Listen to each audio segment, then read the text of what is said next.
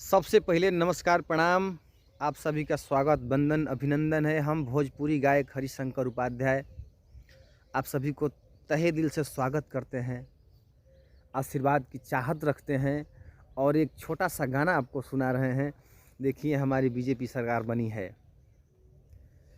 हो श्रद्धा पूरा भइल आइल हर बीजेपी सरकार।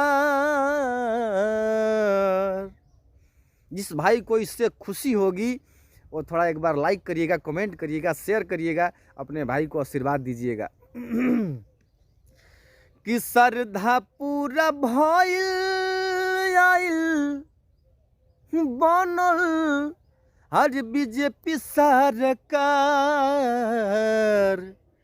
खुशी खुशी चलो सब कर घर परिवार। खुशी खुशी बीतो सब कर घर परिवार।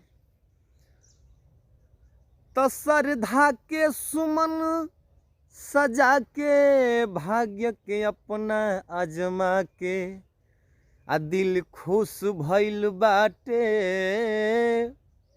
बिहार में बीजेपी आके।